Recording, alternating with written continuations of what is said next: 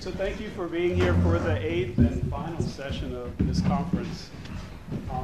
Having explored almost every conceivable kind of body at this point, we thought we would skip the issue of the fatigue body, which we all know very well, and proceed directly to dead bodies. The first of our presentations is from Shana Minkin, who's a professor in Sewanee's International and Global Studies program. Her BA is from the University of Pennsylvania. She has an MA from Emory, and her PhD is from the History and Middle Eastern Studies program at New York University. Her research interests include bureaucracy, ritual, spaces, and spectacle of death in the foreign community in late 19th century, early 20th century Alexandria, Egypt. And the title of her presentation this afternoon is French Imperial Bodies in Late 19th Century Alexandria.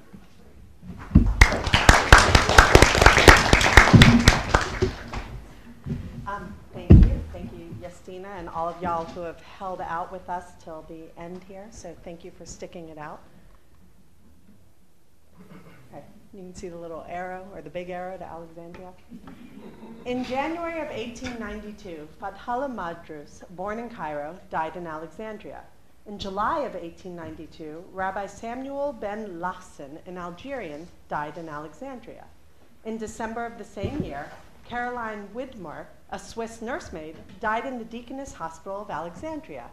4 days later, Aline Fanny Lanier, also of Swiss nationality, died at the same hospital. What do these 4 deaths and over 1,000 others have in common? How are an Algerian rabbi, a native, no nationality specified Muslim or Copt, and 2 Swiss domestic workers, both of whom died in a Protestant hospital, connected? Each of these deaths was recorded in the French consular records of Alexandria between the 1860s and the end of the 19th century. Today's talk represents one of my first attempts to work through this new set of research I have collected as part of a larger project entitled Life After Death: Bureaucracy, Diplomacy, and Community in Alexandria, Egypt. With this research, I investigate how the bureaucracies and rituals of death incorporated foreign national and minority religious populations into the local imagination and built environment of the city of Alexandria in the late 19th and early 20th centuries. Life After Death argues that while most people do not live in exclusive ethnic, national, or religious categories, they die in them. Focusing on those with foreign nationality, up to 1/4 of the city, and/or of religious minorities, my research shows that the living use the dead and the dying to create, rebuild, define, manipulate, and negotiate the categories of the living, categories as basic as British or French. They did so through the building of hospitals and morgues, through the processing of autopsies and death certificates, through the performance of funerals and the dispersal of estates, and through the burial of bodies. Managing the dead thus both created and embodied broader power relations, both within the city limits and among European imperial competitors. It also raised questions of governance, local, national, and imperial, and spatial claims to resources and land throughout the city. This paper will be part of a chapter that looks specifically at the processing of the dead through these consular ledgers of the French, and thank you to Ella back there who's helping me translate them, the autopsies and inquests of the British, and the estate sales of both. I hope to argue in the broader chapter that the bureaucratic processes turned the foreign dead of Alexandria into imperial bodies, claimed and regulated by the imperial governments in Alexandria, even if the life lost was lived well beyond the cushions of imperial power. These French death registries seem to agree. The openness of lived experience was in stark contrast to the forced categorization of the dead under the label of French, a label useful and legible for the governments and peoples in charge. Inside the ledger pages, we meet people with roots all over the world. We meet hundreds of North Africans, as well as people from over a dozen European countries, including Great Britain, Macedonia, Holland, Luxembourg, Italy, and Prussia. The United States, China, Russia, people from Istanbul and elsewhere in the Ottoman Empire, Many of these dying souls were born in Alexandria. Others had been born elsewhere and moved at some point to this bustling port city. Some were just traveling through. And yet all of these people, regardless of nationality or religion, ended up in the French state registers under the bureaucratic protection of the French in their death. Who then were the people who made up the category of French in late 19th century Alexandria? And what then did that category of French represent? From Napoleon's invasion of Egypt through the city of Alexandria in 1798, the French have played an outsized role in Egypt, never a colonizing power, but always an imperial presence. In the early half of the century, Mehmed Ali asked a French doctor to revitalize the Egyptian medical system, turned to the French army to modernize the Egyptian military, and sent young bureaucrats to France to learn the language, culture, and political system. By the time of the British invasion and subsequent colonization of Egypt in 1882, Ferdinand de Lesseps, a French diplomat and engineer, had masterminded the building of the Suez Canal, and the Egyptian national government used French as its official language. Thus, despite British presence in Egypt, the French had long been an imperial power.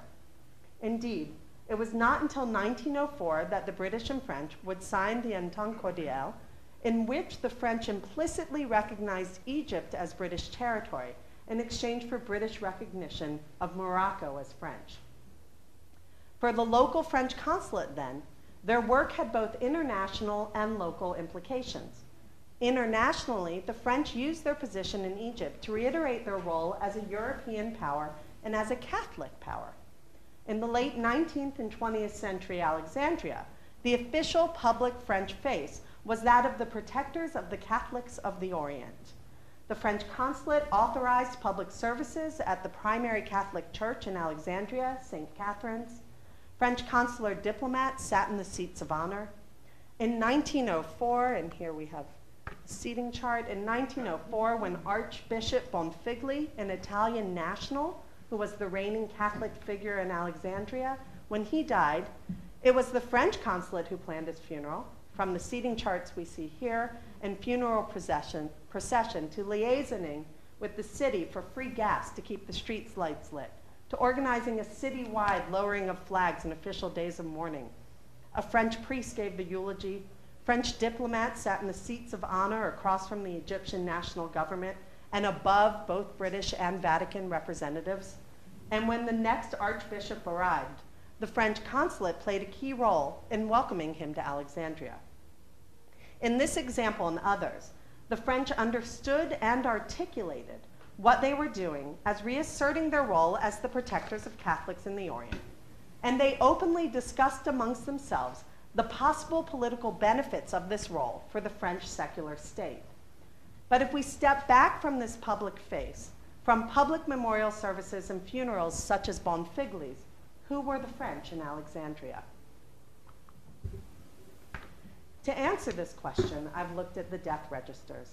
Death registration is one of the key ways in which consulates protect their citizens and subjects abroad. This collection is in the diplomatic archives in Nantes, and it extends well into the 20th century. I collected over 1,000 death notices of the French in Alexandria from the earliest in 1864 through 1914 and the start of World War I. Thus far, with the help of Ella, I have sorted through approximately 515 of them, so these findings are preliminary. The death notations do not clearly distinguish citizen and protege or protected subject until the early 1900s, when the consulate began separating out a ledger for Algerians, Tunisians, and other protected subjects. I was unable to find ledgers specifically for French citizens after the early 1900s, and I don't know why. The variety of peoples in these ledgers suggests that the French, when it came to their dead, did not simply act as the protectors of the Catholics in the Orient. They opened their consular doors far and wide to those with any connection to the French Empire, regularly crossing religious and national boundaries. So who were the French dead? They were Armagon Alamelon of Martinique, who died aboard a French ship either heading in or out of Alexandria in September of 1891. They were Caesar Rizzoni, a Roman subject born in Istanbul who opted for French nationality before he died in Alexandria in May of 1886. They were Ferdinand Négrier, a butter manufacturer from France who lived in Damietta in the Nile Delta, who died on the 7th of November in 1893. And they were Louise Martin, a 9-month-old baby, born to French parents in the Nile Delta as well, dying in June of 1884. They were Alcibiade Prodanus, the Greek police chief of the Egyptian railway, who died in Alexandria in August of 1877. And they were Eliyahu Khabali, the Jewish doctor born in Alexandria in 1842 to Algerian parents, who died in the city in 1890. They were Mohammed El-Karayi, born in Alexandria to Tunisian parents, who then moved to Damanhur and died in February of 1894. And Amina bint Mohammed ben Mohammed, born to Algerians in Alexandria, who died in September of 1877. These death notices do not tell us how someone died, nor do they tell us where someone was buried, except perhaps a dozen or so that specify Catholic, oh, I might have made this fancier than I meant to, specified Catholic or Protestant burial. An additional 23 of these registrations, oh, sorry y'all. You might be able to click it over there. Can you get it back up? Oh, thank you. Perfect. Additional 23 of these registrations note that the deceased was a father, sister, or brother of a Catholic order. Otherwise, they do not usually note religion, although religion is often identifiable via obviously Jewish, such as Chaim Cohen, or Muslim, such as Mohammed bin Ahmed bin Mohammed bin Ahmed, names. By my rough estimate, 223, I think this is another click, please, that is, nearly half of the names are Muslims, and 45, or almost 1 out of every 10 names, is Jewish. Of these first 500 or so death notations, 148 people are listed as Algerians or born to Algerian parents, and 42 as Tunisian. Including 1 Moroccan and 1 Libyan, more than 1/3 then are North African. Over 60 more of these first 500 have identifiably Arab names, both Jewish and Muslim, and are presumably either North African or indigenous Egyptian Ottomans. This means that in addition to the over half of the first 500 who are not Catholic, over half are also not French nationals and are primarily from North Africa. The other half of these notices, oh, I guess we'll go through each one apparently. Here we go. The other half of these notices primarily record the deaths of Europeans, presumably Christians. There are 120 identified as Swiss. Others come from Ireland, Great Britain, Prussia, Italy, Romania, Poland, the Netherlands, Macedonia, Spain, Austria, Albania, Luxembourg, and Greece. 8 people died aboard French ships, including the man from Martinique I previously mentioned. On a ship as well died an American, a Russian, and a Chinese man, which always sounds to me like the start of a great joke. In other words, we see from these numbers, very few of the French dead recorded in the French consular registry were French citizens. The best rough estimate I have is that maximum 20 to 25% of the dead were French nationals. Not all of the deaths are in Alexandria either. This is the Nile Delta. Of the first 500, 63 people die in Damanhur, 9 in Mansoura, 6 in Altfe, and 1 each in Zifta, Zagazig, Damietta, and Minufia, and 6 more in Tonta. All of these towns are in the Nile Delta, and for those of that's Alexandria up there on the left, I guess y'all's left. All of these towns are in the Nile Delta area, except for Altfe, which is on the Nile a little bit south of the others.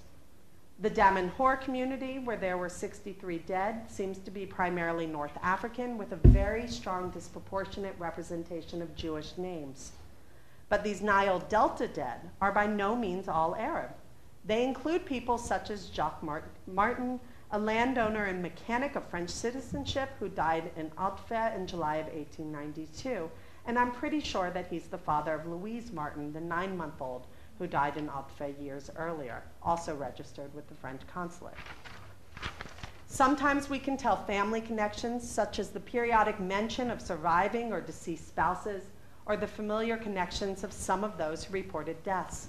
We can feel some of the sadness of the deaths, such as the story of Clementine Jean de Groppy and Henri Antoine Armand Groppy, 2 children, ages unmentioned, who died within a week of each other in January of 1894.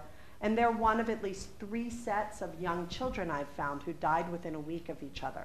Right? So the anguish of these parents can be imagined even without the details. These death notices offer other tantalizing puzzles to research. Certain men seem to take an active role in reporting the dead to the French. For example, one Ali Mohammed El-Sharafi reports at least 16 deaths to the French over a 1-year period in 1894 to 1895. He's a 46-year-old Tunisian worker. Charles Jean-Baptiste Siofi, a shipbroker, reports at least 23 deaths over a 10-year period in the 1870s to 1880s. And this is one of those that he reported. Siofi reports the deaths of people from all over Europe, Algerian Muslims and native Alexandrians. Why? Who is he? How does he have the credibility and access to these deaths? These 2 men are not the only examples. Merchants Charles Theodore Sutter and Henri Magnoui report several deaths as a pair, as a duo. Likewise, lace makers Ibrahim Musaba and Ali Hamdi Kouzuz report several deaths together as a team, as does someone called Juba the hotel keeper. Juba reports several deaths, maybe in the hotel. Why? Why do the same people report multiple deaths? And why do those who report deaths have nothing to do with the medical community? If we understand death to be a time when one's community, be it a religiously or nationally defined community, takes over, why then do those who report death to the French consulate so often not match the religious or national designation of the body? All of the persons involved, those registering and those who have died, are unified through this amorphous category of French that emerges simply from dealing with the French consulate. Moreover, we learn from these registers that people associated with the French consulate were from all socioeconomic classes, and that these socioeconomic classes mixed within each of the nationalities and religions represented in the French consular registries. We have merchants and traders, several watchmakers, cooks, doctors, policemen, domestic workers, dairy farmers, lace makers, confectioners, house painters, bankers, cafe owners and cafe workers, cobblers, money changers, hairdressers, an Egyptian iron executive, a tailor, an Egyptian governmental petitioner, a musician, a government inspector of historical sites, clergymen of all religions, a broker, a town crier, writers, and this one really tickles me for some reason, an interior decorator. The French dead were educated and illiterate. They were wealthy and poor. They were working with private and public businesses in the city. They were all over the city's economy. But we don't know where in Alexandria they worked or even where they lived amongst those listed in the documents. So let us turn in conclusion. In this picture up there is the French consulate in Alexandria today and a map of Alexandria from the time period. So let us return in conclusion to our opening question about these French death notations. Who are the French dead, and what do they tell us about the French living in specific and the city of Alexandria at large? To begin with, these dead are not only Catholics. The French may have positioned themselves to be the protectors of Catholicism abroad, but they served, in actuality, as protectors of colonial subjects and empire. If we understand the registration of the dead abroad to be a primary function of a consulate, to be a primary function of a state in protecting its citizens abroad, then we have to understand those registered here as French. And yet, French as a category in this case has almost no national meaning. At the same time, what French does mean is to be protected in death by the French consulate. French means to be remembered by the French government in Egypt under the responsibility of the French consulate, marked as having lived and processed as having died. It does not mean being a French citizen as we understand citizenship today. Moreover, it may very well be that the French consulate opened its doors so widely with regard to registering the dead because these numbers allowed the French to stake their claim in Egypt, to be needed in a very tangible manner. They allowed the French to use a local need to take up international space in a British land. And yet, while the French consulate may have acted on behalf of colonial subjects and as representatives of French Empire, the French subjects who died in Alexandria, ironically, can often most explicitly claim their French connections in death. Could it be then that death creates the categories of the living, that death ultimately defines and confines belonging? Thank you.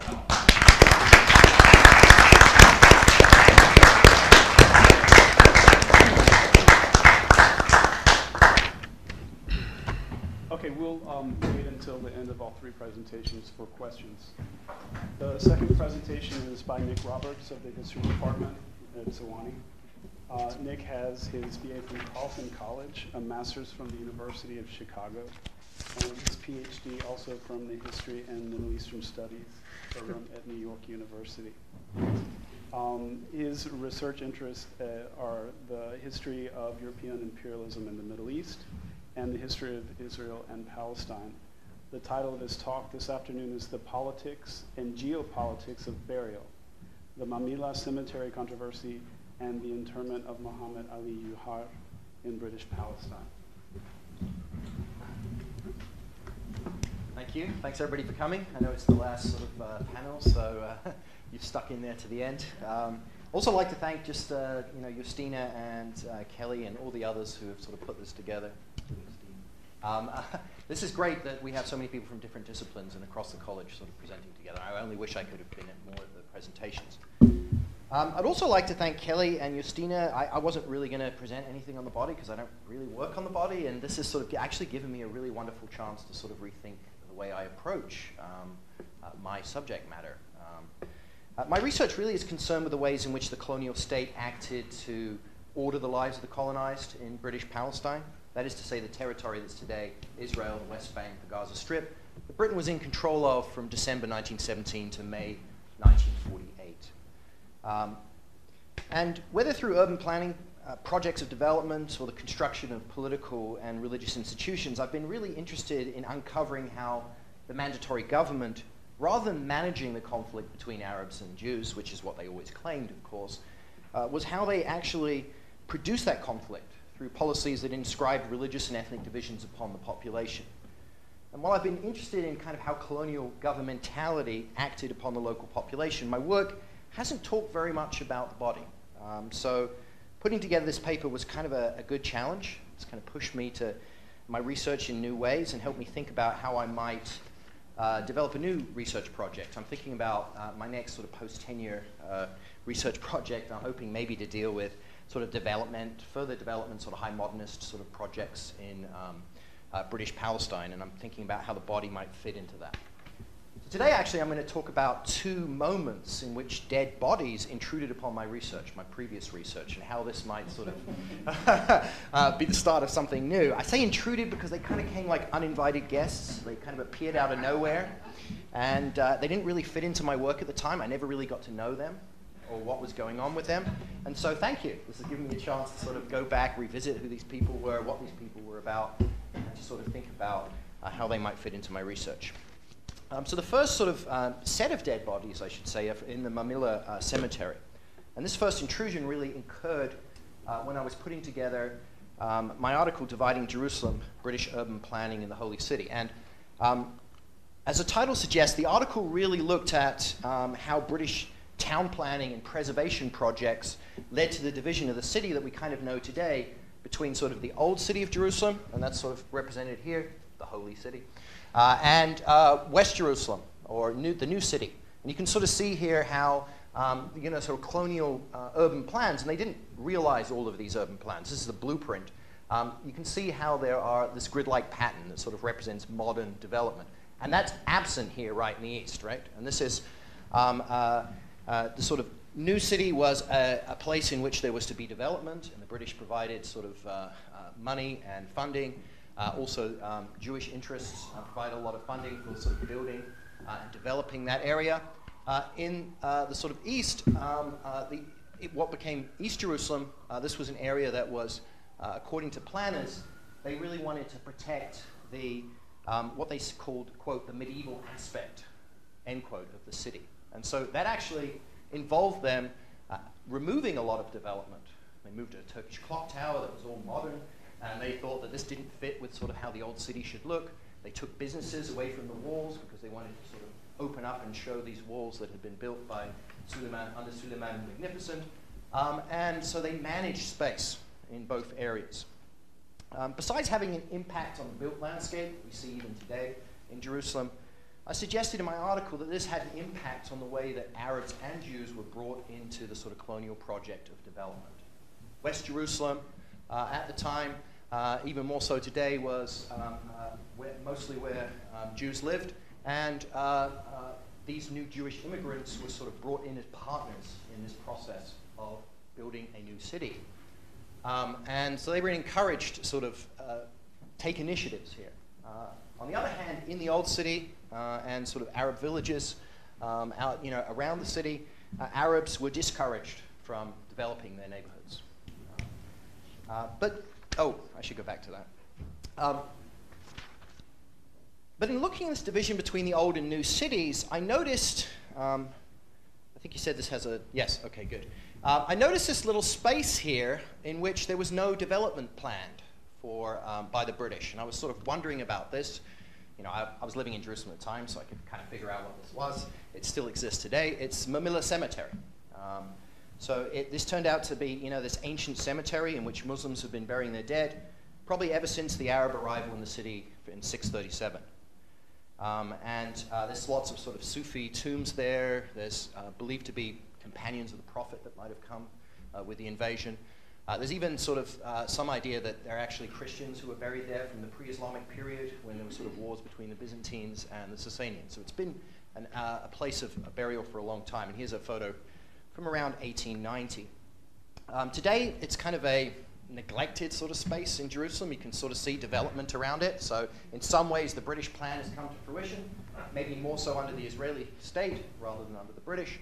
But you can sort of see it's a relatively neglected space. And I think this speaks to the fact that this kind of Muslim past doesn't necessarily fit into the narrative of the modern Israeli state, of Jerusalem being, quote, the eternal and indivisible capital of the Israeli state. It's for this reason the site's really sort of been altered over the years. There's a sort of Independence Park that's been put in on part of the cemetery. There's a parking lot in the sort of northeast. And very controversially, there's a new museum that's going to be built called the Tolerance Museum site. So it's a kind of controversy because they're building it potentially over dead bodies, right? So it's like a Wiesenthal sort of center, Museum of Tolerance, built on sort of dead bodies. There's been a lot of court cases, and I think most recently the Israeli state has said that it is okay to move dead bodies if it's in, I don't know how they put it, but if it's in aid of a sort of a greater cause, so a national cause. Anyway, I'm not interested in that so much today, but I'm interested in, if it didn't really fit this space in British planning, why didn't they do the same sort of things that the Israeli state is doing today, or has done? Why did they adopt a hands-off approach to the site, or didn't they? Maybe this map doesn't actually reflect what the British were doing at the time. I sort of was wondering when I was doing this research, is there something about dead bodies that makes this sort of space something you can't grab and get hold of as a colonial state? So the second time that I had somebody intrude into my research was in my most recent book. Well, it actually hasn't come out yet, but inshallah, it will be coming out this fall. A big figure in this book is a man named Haji Min al-Husseini. He was the Mufti of Jerusalem. It's a very controversial figure. He starts out as a kind of ally of the British in the 1920s, a sort of figure who's a Muslim Mufti.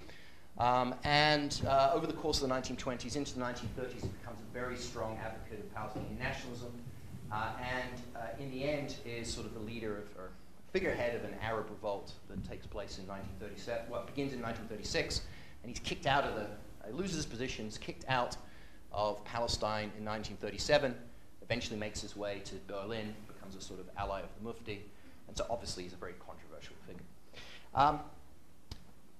I talk a lot about him in my book and try and think about, how he fits into sort of British policymaking, how the British were setting up Islamic institutions. But in 1931, another guy enters the story, this man named Muhammad Ali Johar. He's a leader of the Indian Khilafat movement. And the Khilafat movement, as the name sort of implies, was about sort of protecting and defending the caliph. And it was a movement that began in 1919 and really lasted until the end of the caliphate, which was in 1924. There were a lot of Indian Muslims who were sort of committed to the caliph remaining as a figure, although it was voted eventually out of existence by the Turkish parliament.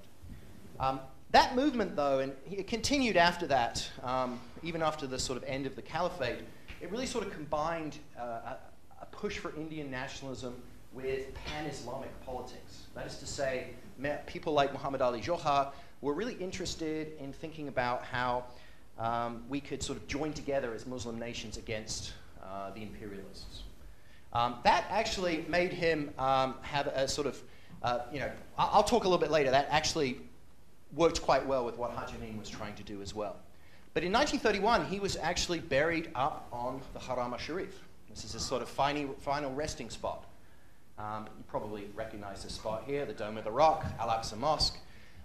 You could see how that potentially might be problematic, a space that's sort of contested by Jews and Muslims. This is the place where the temple, sort of the site of the second temple, obviously the first temple too. This is sort of, I was wondering, why did the British allow this to happen? I mean, guy coming in from India or somewhere, why is he allowed to sort of go? This seems like a propaganda victory for a guy who I've just said is sort of working against the British. Again, did the fact that it was a dead body make it somehow outside the reach of the state? What's going on? As with questions about Mamilla, I didn't really have the chance to answer those questions. I had other things going on when I was doing that research, and now finally I've got a chance to sort of think about this a bit more. So in my remaining time, I know I spent a long time explaining that, I'd like to give some observations from my preliminary research, and really I'm going off this summer to do more research, so it's very preliminary, and I just want you guys maybe to help me think about where I could go with this project. What I discovered right away is perhaps not too surprising, that rather than being disinterested in dead bodies and having a totally laissez-faire approach, the Palestine government was actually at the center of a lot of political debates about dead bodies. The status of the land that they occupied was very important to the British. Also, not surprisingly, I found that these debates not only involved Muslims and British officials, but also members of Zionist organizations, Arab nationalist organizations. Indeed, what made burial in Jerusalem a debate in the first place was really a sort of competition, a nationalist competition between Zionists and Palestinians over space in the city that the British inevitably became involved in as well.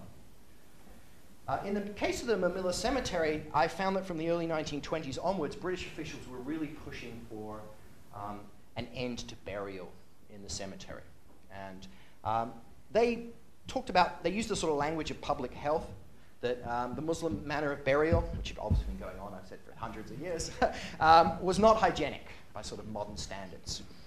In response, an Arab sort of nationalist group called the Arab Executive sent a petition to the League of Nations, who was sort of in charge of the mandate system under which Britain operated. They sent a petition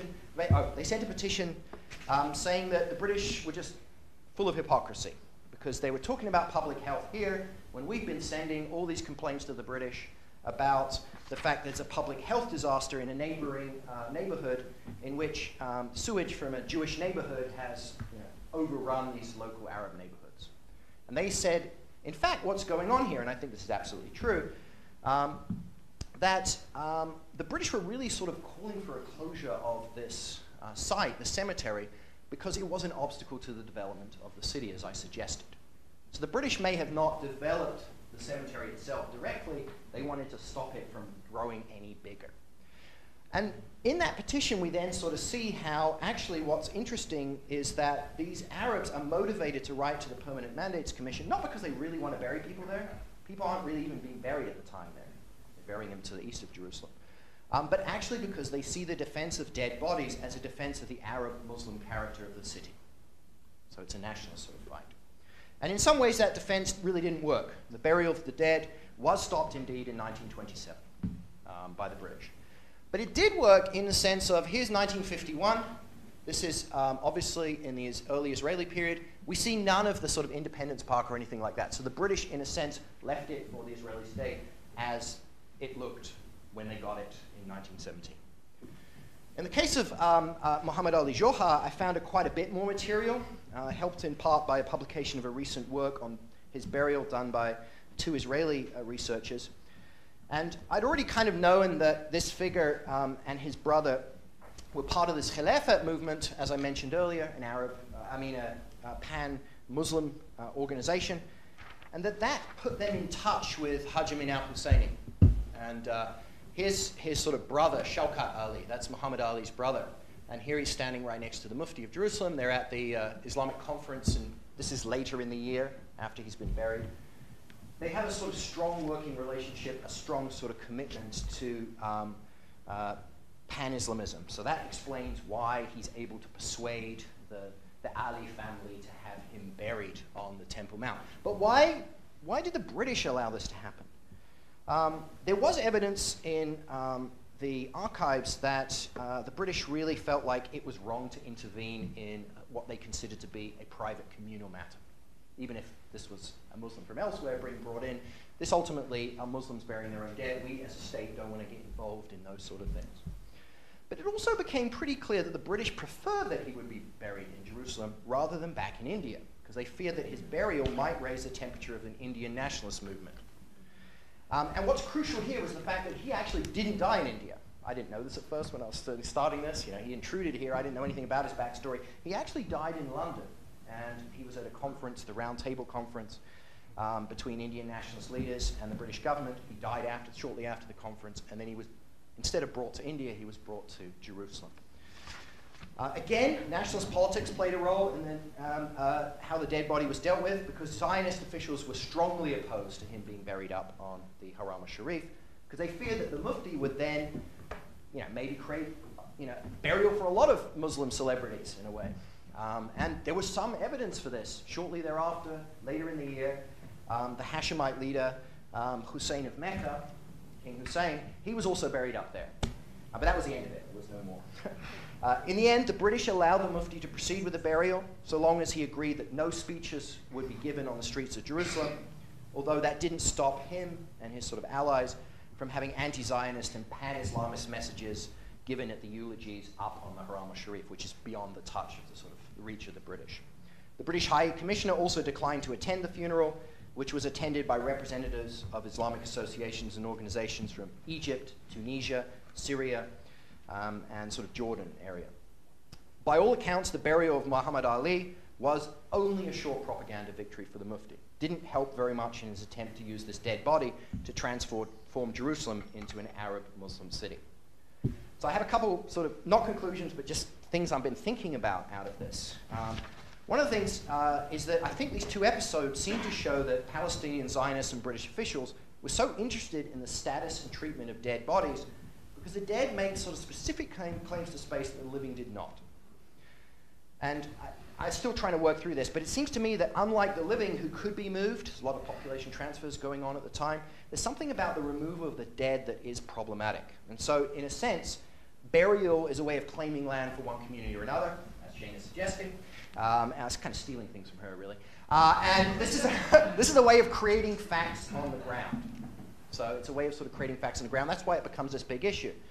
I'm wondering, is that something specific to Jerusalem? It doesn't sound like it is. But I'm wondering if there is something about Jerusalem itself that also makes that even more problematic. Another thing I sort of noticed is that the dead also function in nationalist claims. And I'm just going to leave you this last image. I still haven't quite worked this out. But in 1949, Theodor Herzl is brought to Jerusalem. He dies in 1904. You probably heard of Herzl, the founder of Zionism, father of Zionism. He's brought to Mount Herzl, and this becomes like a military and sort of political figures are buried up on here. And this becomes, in a sense, the Arlington Cemetery for Israel. And so I'm trying to think how what the Muslims were trying to do back then maybe fits in with what the Israeli state eventually do in 1949, obviously after the start of the State of Israel. So I know I went a little bit over. I'm still trying to think through these things, but it seems to me very interesting that there's claims made on the living by the dead. We can't move you and other things like this. But also the living are making claims on the dead, and I think this fits very well with what Shana was talking about in her project. So thank you very much.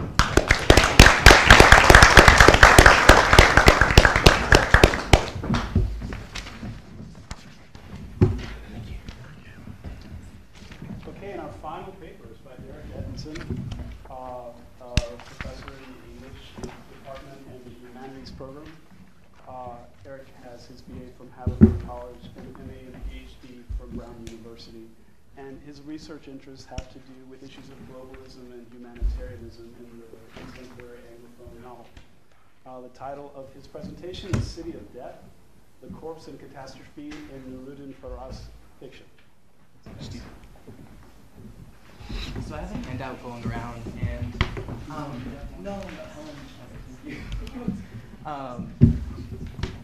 and so I'll just start by saying thank you to Justina and all the other organizers of the conference. It's been a wonderful experience so far, and I hope I can close it on a good note. I will tell you, unfortunately, I'm not talking about burials in this speech, nor am I talking about cemeteries. In fact, I'm talking about experiencing our exposure to corpses before burial, right? And in the novel that I'll be discussing, there is a lot of concern with burials. In fact, there's an NGO that's set up by one of the characters that I'll introduce you to, Aflawi, that's called Funerals with a Difference. I'm happy to tell you what this difference is as we move on. It's a rather sinister difference. So it's something where what I'm going to do is start a little bit with just an overview. It's always very difficult to present on a novel to an audience who likely hasn't read the novel. So I'm going to focus a lot on history, and when I move to the actual reading of the novel, I'm going to focus on 2 passages. And by 2 passages, I mean 2 sentences. That's my hope. So the novel was published in 2003, and it's a novel that tracks the character Jebla's return to Somalia after 20 years, during which he's been absent, right, during the Civil War. And he returns in order to find his mother's grave, but also to locate 2 girls who have gone missing.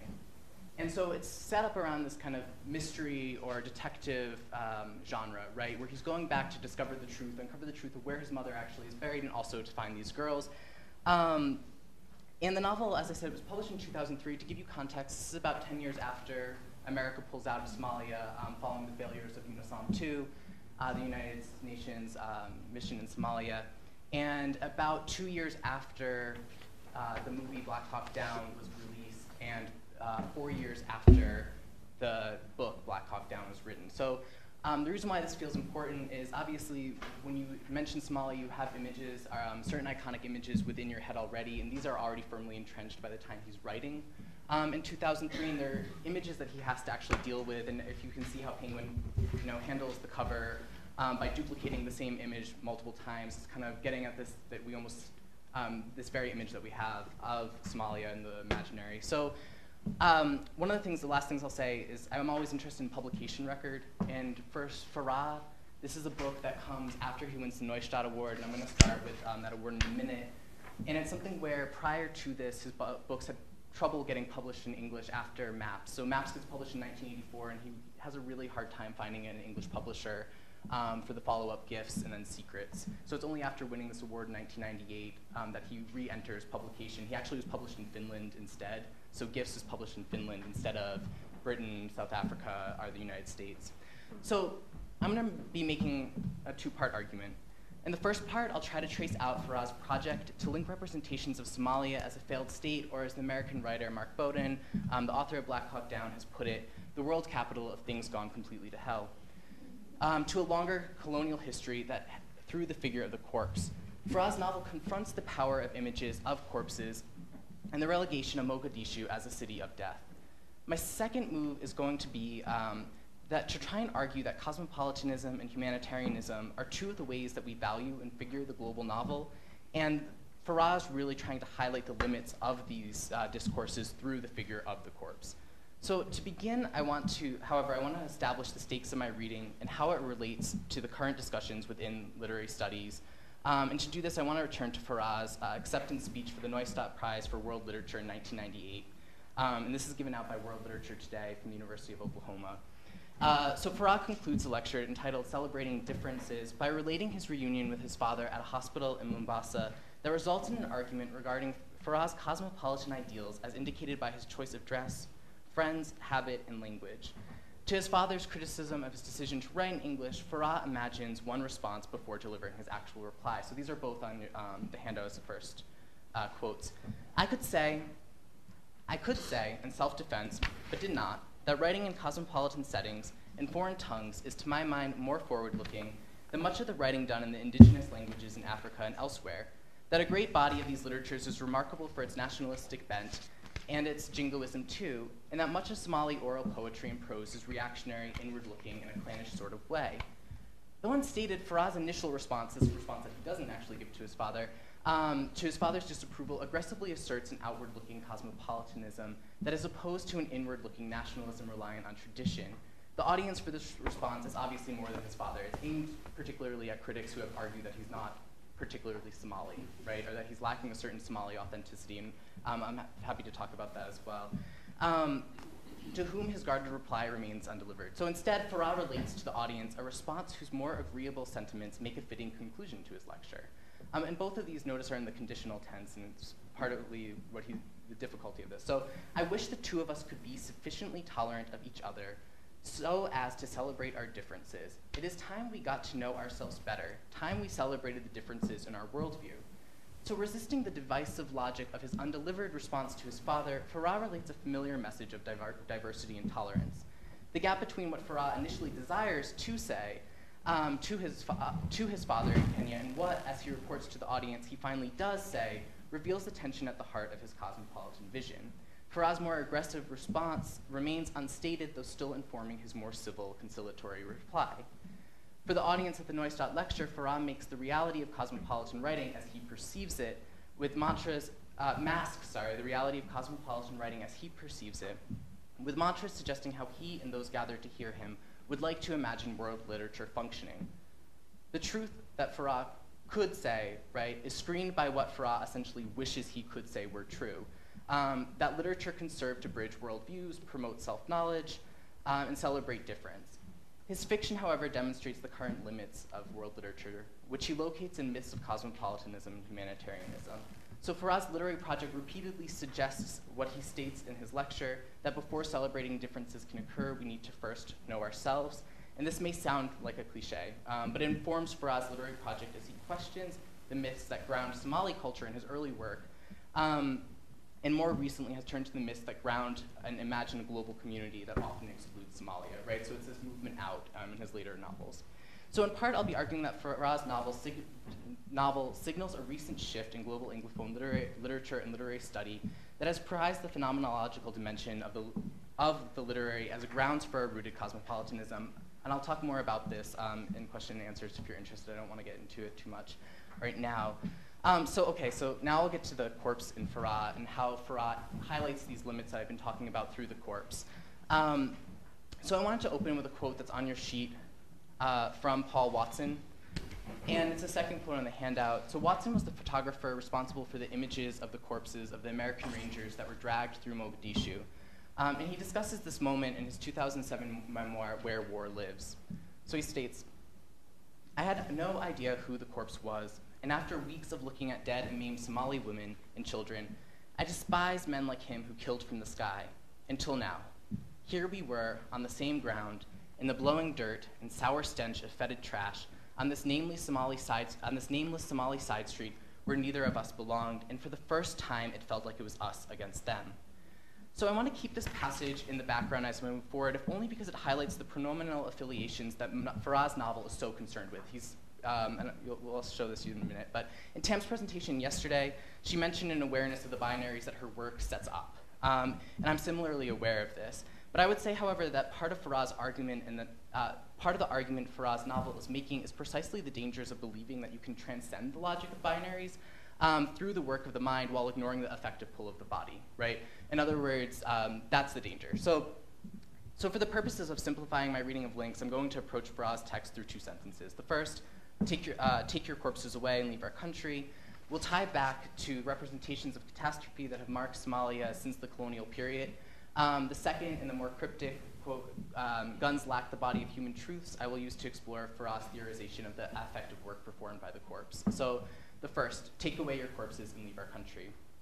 Returning to Somalia after 20 years of exile, Jebla, the protagonist of Lynx, encounters this line scrawled on a zinc wall as the former soldier Jajal guides him through the streets of war-torn Mogadishu.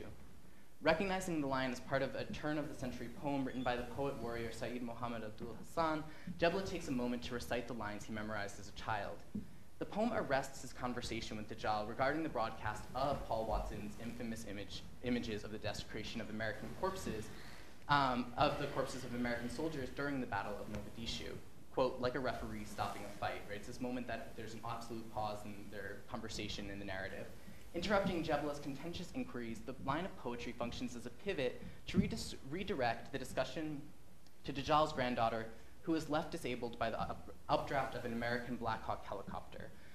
Both of these are actually recorded in Bowden's Black Hawk Down. Obviously, the corpses of the American soldiers that are dragged through the streets becomes a larger part of it. The mention of the Somali girl who gets taken up in the updraft is a footnote in the piece. And Farah's an author who does a lot of breadcrumb dropping.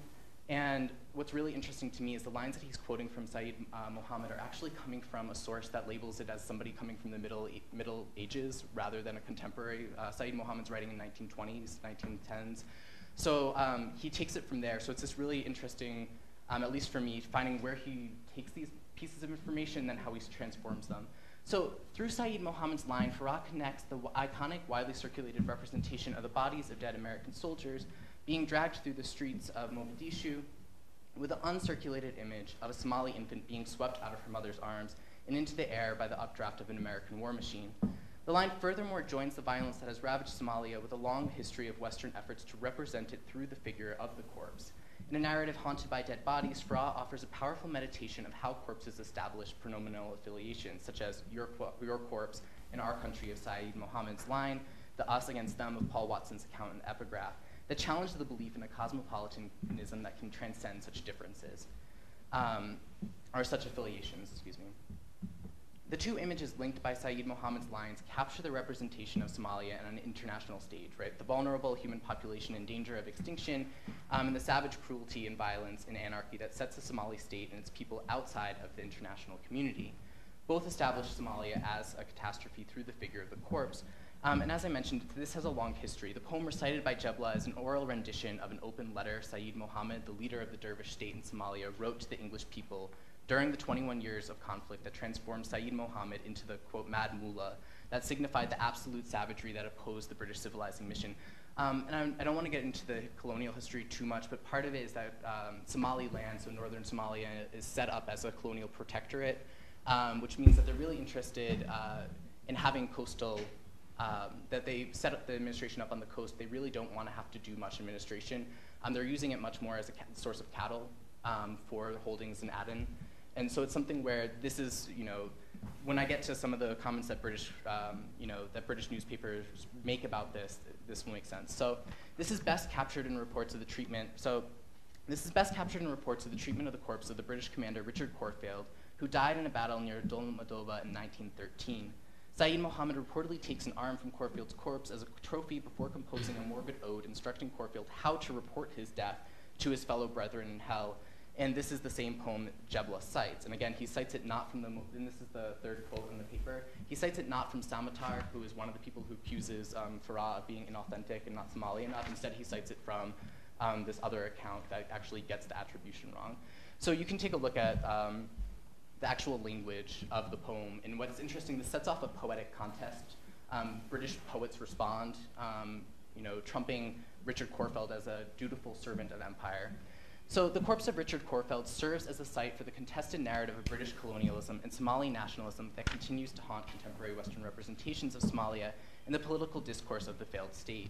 In the news report, the selfless professional service of the British colonial administration to establish order and advance indigenous populations are weighed against the irrational, savage, and costly violence of the Mad Mullah. A 1910 article entitled Mad Mullah Turns Again to Fanatic Slaughter, the New York Times reports that the effort to defeat Sayyid Muhammad quote, represented an expenditure in the last 11 years of $50 million, 5,000 lives, and a mortifying, humiliating failure without a jot of compensation. 10 years later, after the defeat of the dervishes, a British administrator lamented the fact that 21 years of war with Sayyid Mohammed left Somalia, quote, with nothing more than a few ramshackle Ford cars, end quote, wasting resources that could have been used to lay railroad tracks, string telegraph lines, establish public universities, and generate economic development. And right, this isn't actually the case. If, you know, this isn't the kind of colony that the British had established in Somaliland. So in this discourse, the failure of the British colonial mission is tied to a lack of return on a sizable capital expenditure, while also indicting the colonized population for its inability to take advantage of the opportunity for development. And this mirrors almost exactly the way that the US figured their retreat from Somalia in cartoons and other political cartoons, where it basically suggested, you know, we came to help you. So it's a cartoon of an infant, a Somali infant that's starving. And then in the next frame, it's that same Somali infant holding a gun to the US soldiers, right? This kind of sense of ingratitude. So, in linking the image of the corpse of the American soldier with the vulnerable Somali infant through Sayyid Mohammed's oral poetry, Farrell locates contemporary representations of Somalia in a colonial discourse. He establishes a chain of humanitarian development projects and capital expenditure revolving around representations of corpses that extend into the present day. The anarchy and chaos that British colonial ministers blamed for the failure of the colonial projects to establish law and order is linked to the historic character of the Somali people. Responding in 1992 to the humanitarian crisis brought on by famine and civil war, the anthropologist I.M. Lewis, writing for the Sunday Times, begins his piece by recalling, quote, a brave servant of empire called Richard Corfield, who received only a bullet in his head and a place in epic poetry for his efforts to bring order to the Somalis. The first thing to understand about Somalis, Lewis continues, is that they are not like other men. They take orders from nobody, and their sense of independence is matched by a supreme, uncentralized, and fragmented degree of political organization, a kind of ordered anarchy. So the Orientalist assumptions here probably don't need much highlighting, though Catherine Besteman's response that, quote, viewing Somalia as caught in a destructive spiral of tradition allows us to imagine them as a very different kind of human beings, to pity them and to feel safe. And, quote, demonstrates how these images of the desecrated corpses of American soldiers and the starving women and children, this is how Black Hawk Down opens. It opens with these images of starving and dead women and children, perform complementary work in excluding Somalia from the wider human community, Somalis from the wider human community. So now it's going to turn to the second line, and I'll try and wrap up quick. So returning to Mogadishu for the first time in 20 years, Jebla views Somalia through the familiar lens of media accounts of catastrophe. Jebla's vision of corpses are fed by the familiar construction of disaster, reports of dead littering the streets, mass graves, hasty burials, that signify the collapse of state governance and the necessity of international humanitarian intervention. A statement confirming the disaster's impact on the Somali psyche greets Jebla on his arrival in Mogadishu and forms the opening of the novel. Guns lack the body of human truths. Spoken by a man who introduces himself as Aflawi, this cryptic line forms the opening of links and prompts questions about materiality and whether this makes guns dangerous or potentially liberating, right? It's a really difficult line to read. And in part, I think the working of the novel is trying to understand this line. Jebla himself understands the line to be emblematic of Civil War vocabulary, part of an alienating culture of violence from which he attempts to quarantine himself. Immediately after Aflawi utters this line for a second time, Jebla witnesses a group of armed youths at the airport shoot and kill a young boy for fun. As the youths flee triumphantly from the scene, the narrator relates, quote, the people moved as one body towards the bottom of the stairs where the corpse of the 10-year-old victim lay in a gathering pool of blood, end quote. The focus in the scene turns from the violent games of the youths to the reaction of the crowd of people in the airport who are unable to stop the violence. As the youths leave the scene of the crime, the crowd merges into, quote, one body around the corpse as carrying birds in a funeral van arrives. This is the Funerals with Difference. Jebla's inclusion in the one body of the crowd initiates the terrifying pronomial confusion that upsets his position as the individual, rational, cosmopolitan subject attempting to locate his own narrative in the larger context of the Somali national story. Arriving at his hotel suite, Jebla reflects on how Civil War generates, quote, a multiplicity of pronominal affiliations, of first-person singulars tucked away in the plural of third-person plurals meant to separate one group from another. While Jebla considers this pronominal affiliation to be a caustic byproduct of the Civil War, he observes how quickly he has been drawn into its logic. Quote, pronouns aside, he felt alienated from himself, as though he had become another person. When he witnessed the brutal murder of the 10-year-old boy earlier, when he witnessed the brutal murder of the 10-year-old boy earlier. Thank God that sense of alienation lasted a mere moment or two, making him wonder whether he was not the same he who had left Nairobi earlier that day. Why were the demons making him engage in a discourse of the mad, a discourse marked by phenomenal detours? As the novel progresses, this, quote, discourse of the mad is going to be revealed as problematically linked to cosmopolitanism and humanitarianism as well. Witnessing the act of violence, Jebla loses himself for a mere moment or two, quote, when he instinctively moves towards the corpse of the brutally murdered boy and away from the youth celebrating their kill. Though Jebla expresses surprise that no one in the crowd confronts the gunman, his admonishment extends to himself. As the novel progresses, the violence in Mogadishu increasingly forces Jebla to adopt the discourse of phenomenal detours. The momentary alienation he experiences after the young boy's death becomes a semi-permanent state that further crystallizes with each confrontation with a corpse. And there's a lot in the novel. There's a murdered boy, the murdered boy, Jebla's mother, an assassin who's killed in Jebla's hotel room, the American soldiers, a minor warlord, among others. So the detour into pronouns troubles Jebla, who wishes to maintain a distinct distance neutrality to help but not become involved. The dangers of such a position are seen in Aflawi, the character whose line, "Guns lack the body of human truths," opened the novel. Carrying French papers and working for the European Union with the, quote, vague description facilitator of all things European, Aflawi views himself as a cosmopolitan subject above the Civil War.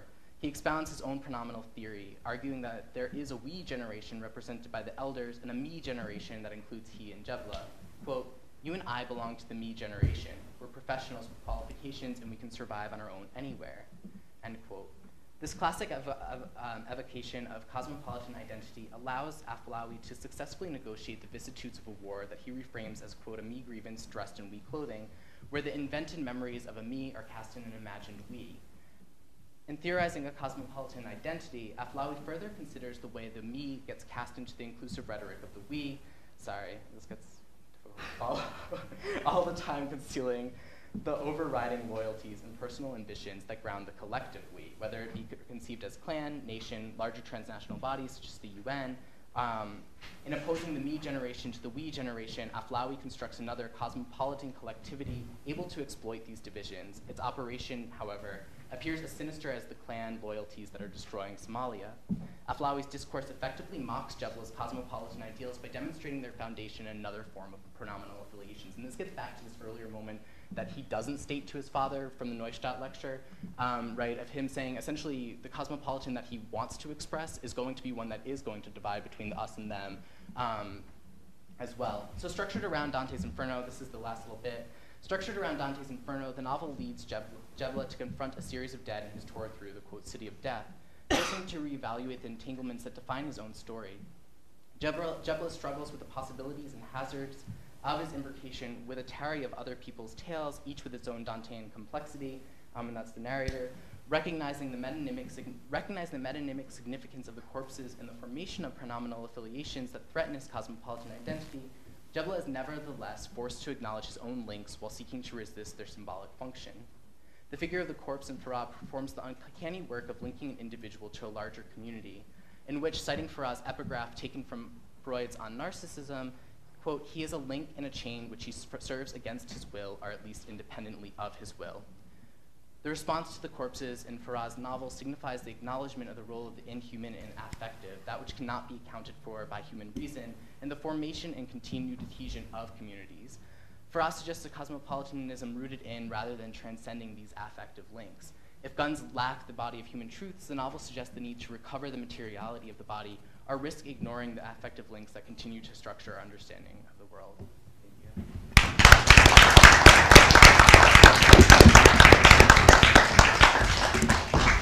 Well, thank you. So I guess we have all night to stay alive. So please, questions.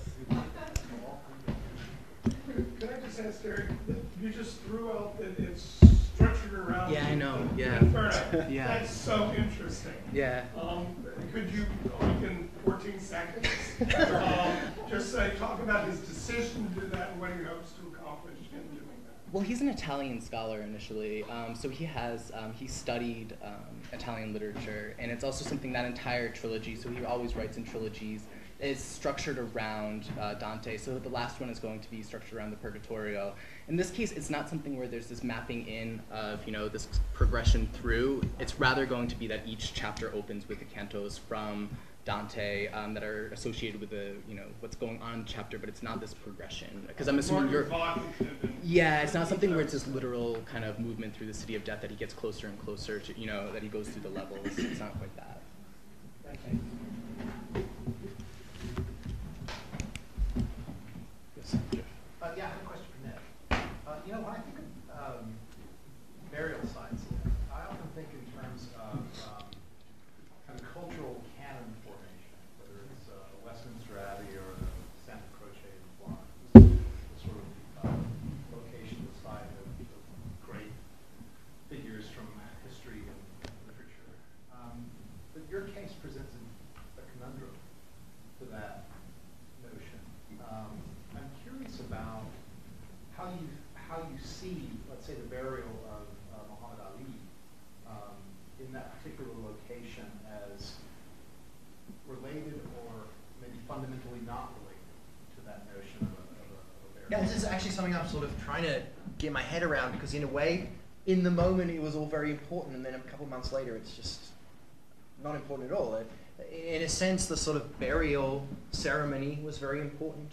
There was a band there, the newspapers covered it, and it didn't succeed, though, ultimately, as sort of being a place where people come and visit or anything like this. Today it's actually behind locked doors, so that you can sort of see it. The tomb, it's sort of in a mausoleum, I guess, and there's like a little grate up there, and you can. These are two Israeli researchers, one Yitzhak Reiter, who uses other work for other things, but he sort of there's a photograph in their article, but they totally say you can't visit it or anything like that. So I don't know if that's kind of getting at your question, but I mean, it's sort of it's. Yeah, I haven't wrapped my head around that. It was an attempt. I mean, the Zionist newspapers talked about the danger of creating a sort of Muslim pantheon up there. Like this was going to somehow be this spot where they're going to. But it's kind of strange to make that argument, because already this was a Muslim place. I mean, there's British law, Israeli law today. The Haram al-Sharif is owned by the Muslims, so it's not as though this is making it any more Muslim. I guess the worry was that perhaps this is making it more pan-Islamic, and that might link to nationalism. But that never quite worked out, partly because the Mufti himself has a revolt that doesn't work out. But, so it's rested in, I think many cases, it's rested in terms of the revolt, it's rested in terms of the representation. I don't think the Palestinian people found it that exciting. I'll be honest, like, more people were expected to come to the ceremony, from what I've read. He thought this was going to be a great sort of moment. He was not a figure that everybody liked within Palestinian society. So, for instance, the mayor of Jerusalem did not show up. He was a Nashashibi, which is a different, the Husseinis and Nashashibis didn't get along. So, in some ways, there was a split within the nationalist movement anyway. So, my book sort of gets into the fact that actually at this time the Mufti, in a way, is more interested in pan-Islamism than Palestinian nationalism, and he chooses one over the other. Yes. And because of that, I think it did lose that sort of potential nationalism.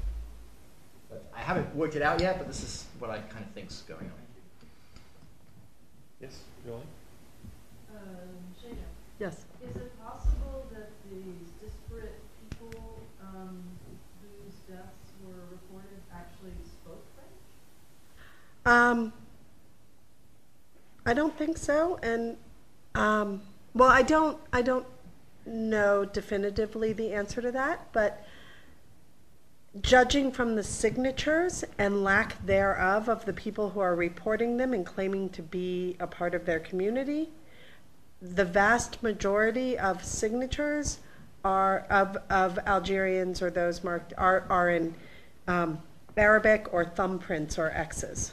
Right, so now let's flip that back to say everyone spoke pidgin versions of a whole array of languages. So they probably could get by in French, but fully literate, most likely not. Just thinking of the possibility, identity is part of your identity, and maybe a big part of your identity is the language you speak. And Right. That might have defined. Well, You've got all these people right. linked to all this. Alexandria at the time was known for, and people were known for functioning in multiple languages at a time. And one case that jumps immediately to mind because I taught it this semester from the British. There's a death that results in a man who bought, he thought he was buying Epsom salts, he bought brass cleaner, he drank it, he dies. But in the sort of expose about it, they say, you know, as the police are talking about it, they say, well, the problem is he only spoke English, and the pharmacist only spoke French and Italian, right? And so this is the problem. But it's set up in a way that you know, this pharmacist wasn't even the actual pharmacist. It was the pharmacist's helper, and he's new, so he only has 2 languages, so therefore he couldn't really communicate, and this poor man, Samuel Walker, drank brass cleaner. Right, so it's all over the archives are evidence that life is taking place in a multiplicity of languages at any moment. Life's so exciting and interesting to see. It's like you can't look at a star, but you can look beside it. So trying to find out how they live by looking through the death records. Yeah. It reminds me of those great portraits from North Africa, from of the early Christians with the giant eyes. You know, No. the Coptic Christians. Oh. Yeah. I guess the Roman. Yeah. Shane, I understand the benefit to the French in being able to claim that their presence was necessary or Right. justified somehow through this. But I keep thinking the way you describe it, this information about death comes to them. I mean, the consulate is rather passive in that Yeah. receipt of information. So I'm wondering if the people who report or the communities from which these deaths are reported considered made that categorical choice that this person was French in reporting Right. to the French consulate. Okay, so you're getting at one of the questions that I have, right, over how you choose or how it comes to it. I have some evidence that if you didn't go to the right place, the consulate would find you, right? So I guess what I mean by that is like a British man who's accidentally buried, and then the British realize they're missing someone and they dig up the body, right? And make sure that he's processed as a British dead, even though they found him processed elsewhere, right? I think, and this is where I think that this serves as a way to tell the living population. So I think that on the local level, it serves as a way to tell the living population that you will be protected on some level. You'll be protected. We'll process your death. We've got your back in some, only when you're dead, but in some way that I think plays out even amongst the very poor, even amongst those that the consulate's certainly not going to help in life, you find in court, you know, how do you find people in the archives in this sense? You know, they've got to have committed, like all the autopsies, they had to have been murdered or commit a crime or have some really bad communicable disease. Otherwise, I don't know them, right? Otherwise, their death wasn't worth telling me about in the archives here. But you sort of find this way in which the French kind of use this idea that the French will cover them in death, or the British will cover them in death, or the Greeks will cover them in death, is sort of used in language. There's language about, look at us, we're French, we need our own cemetery, right? We need a cemetery that the flip side of which is, in life, our hospital should be open to everyone. But when we die, you better be able to prove you're French if you want us to deal with your body, right? So that there's this, in the broader laying out of putting all these different sources together, there's a trajectory in which the consulates start defining death as the moment when they're going to claim you and when they're going to keep you separate, whereas they put money into life in terms of the hospitals and medicine and things as such, in a language of it being open to everyone. Is that sort of answer or not really? It does, and yet in death they seem to have been very open to lots of people. Yeah, that's what I'm trying to think about, what French then means. Liesl. Just following up on what you're saying about the person being dug up and then Right. by the British, is that then definitively noted in the French been crossed out? No, Or it's is a there great chance question. that any of these are in multiple records, right, registered, so that Right. the French person who is then later determined to have been British exists on both death records, and how did that Right. work? So I should say that in my research, I found piles and piles of court cases of autopsies and inquests of the British, but never death registries. And piles of death registries of the French, and no idea where any inquests or autopsies are, right? But No, that's French. but I have not, I've been able to trace certain people, like I've seen somebody in a hospital who I then see dead in an estate sale or something as such. I have not seen people cross like that, right? I've seen people come in with multiple families, right? So a British man who's run over by a train, but they don't know that he's British and he's really poor and he doesn't have papers on him, but he's circumcised, so they think he's Jewish, but he's not, right? So it's this whole thing. They finally figure out who he is because he has a nephew elsewhere in Egypt who starts to look for him who's Italian, right? And so the Italian has to take an Italian translator with him to talk to the British about this man Jacob. So it's also more of a traditionally Jewish, you know, who they then managed to get the British to claim as British. And meanwhile, this whole time, the British are repeatedly telling the government morgue, because unknown nationality has gone to the government morgue, that they can't bury them. Because if he's British, he has to be buried like a Brit. Right? So I don't know that any of this answers the questions. So I'm thinking for Nick and Shana of bodies of literature that I think your work should engage with. For Nick, I'm wondering whether you should or you shouldn't think of the literature on indirect rule. By the early 20th century, Britain had decided that the best way to rule colonized subjects would be through their own local authorities, and to do so by not interfering in local customs. But that is also a way of shoring up the authority of the local authorities. So in this case, I'm thinking that the British decision not to interfere with the cemetery and the burial site is a way of shoring up the power of the mufti, which in turn make Britain an effective ruler on the ground. Yeah, I do actually deal with that. I haven't yet applied that to the cemetery, because I do talk about British. One of the things they try and do is they do rule indirectly in religious matters in Palestine. Otherwise, they rule directly, pretty much, because they're trying to get this sort of Jewish national project off the ground, which at times they don't like at all, but they still try. And I talk there's a sort of millet system, which was a system under the Ottomans, in which you had these sort of communities that had their own sort of autonomy. They could sort of raise taxes among themselves. They had their own religious courts, and they certainly had sort of charged with sort of personal status issues, burial, things like this. And the British continued that. So yes, I think that would be something to think about. I just haven't brought it in yet, and it was definitely true that the Mufti, that whole position, his sort of elevation to this role as sort of Grand Mufti, was a part of this attempt to rule indirectly through him. But in the 30s, he's already losing a little bit. British are losing patience with him, so it's interesting why they allowed him to do that. Well, it's just a couple of years after that he's meeting with the German High Command in Hitler and deciding to pass. Yeah, so he is a problem already for the British, but they haven't yet cut their losses with him. It takes them until it's okay as long as he's not coming after the British, essentially.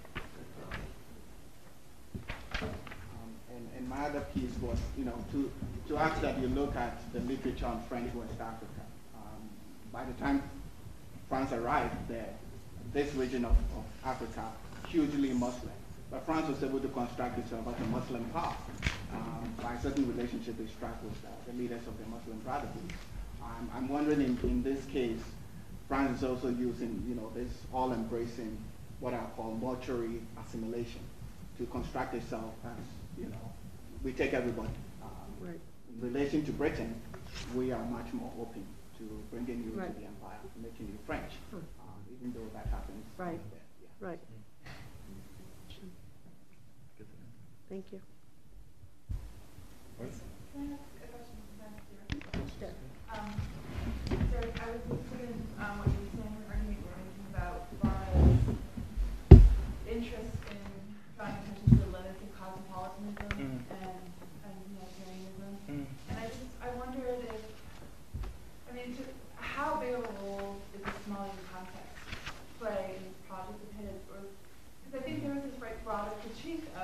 cosmopolitanism and humanitarianism that he seems to be participating in, but how overtly, I guess. It's so, I mean, he's framed himself as a chronicler of Somalia, and it's only his most recent novel where he's kind of broken out of setting his novels in Somalia, despite not having been in Somalia for since the 80s, right? And it is particularly, this critique of humanitarianism is particularly strong in his central novel, the Blood and the Sun trilogy, which is going to be called Gifts, and it's about humanitarian aid to Somalia in particular. And so it's coming out of a very particular set of concerns. In other words, it's pretty localized. Exactly, yeah. So it's not, there is a broader critique of humanitarianism, but it's really being routed very specifically through kind of the experience of Somalia in the 1980s in particular. And he tackles it really directly. And in Links, it comes in really directly in the sense that the person in charge of the humanitarian aid is going to be Aflawi, and the American in charge, the AIC, and both of them end up being corrupt bureaucrats as well. And there's kind of a lot of that's going to be reflected in the Somali context. Yeah. Thank you. Well, maybe time to rest in peace.